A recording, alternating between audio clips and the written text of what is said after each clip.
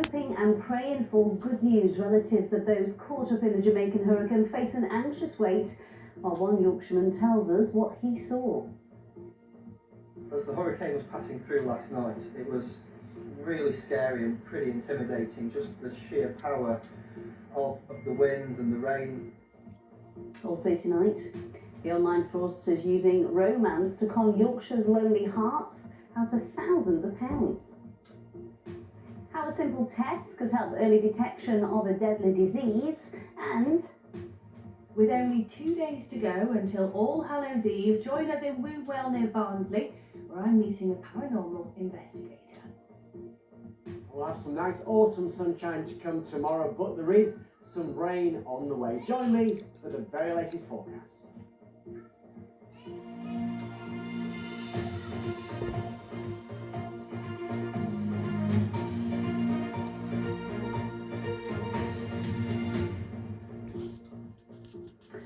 hello there, good evening. It is an anxious wait for families who have loved ones living or holidaying in Jamaica. As you may have been hearing, much of the island is without power or a phone service after the strongest ever hurricane to hit there. And there are reports of mudslides, roofs being ripped from buildings and palm trees tossed like toothpicks. Now the current hurricane has moved on, but relatives here in Yorkshire, well, for them the worry shows little sign of ending. A terrifying reality, half a world away. And here, an anxious wait for news of friends and family caught in the path of Melissa. It's pretty calm, is that right? After the storm. Calm after the storm. I have brothers and family members in Jamaica who people have been battling up and trying their best to keep safe. And family members have been telling me that they're, praying. Nigel and Charles are both from Bradford. They've known each other since they were young boys, and they work together on a Windrush Generations project. Here in Bradford, we kind of have a population of about 2,500, 2,600 thereabout people of Caribbean descent. He too has family out in Jamaica. I've obviously tried to get in touch with them myself, but there is no communication, even though, you know, it is pretty early in the day for them. We're still unable to get any communication. Certainly tried to look at, you know, street cameras and things like that, but we really haven't got any really clear indication of anything from them.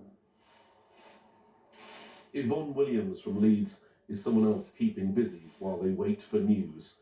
She's made a lot of phone calls to her sister, but hasn't got through yet.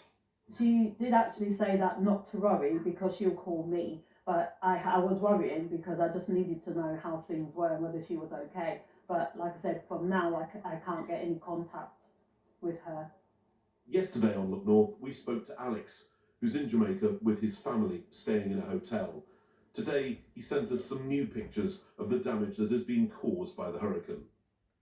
As the hurricane was passing through last night, it was really scary and pretty intimidating, just the sheer power of the wind and the rain. You know, at the height of the hurricane, there was just so much water coming down, there was rain going sideways, the winds were so powerful.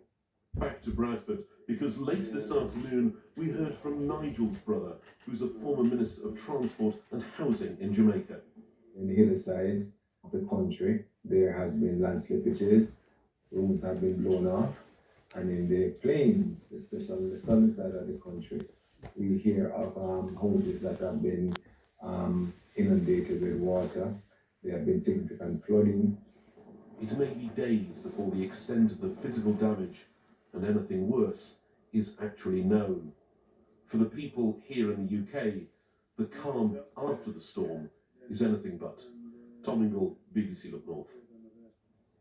Next tonight, it's a story that we hear time and time again.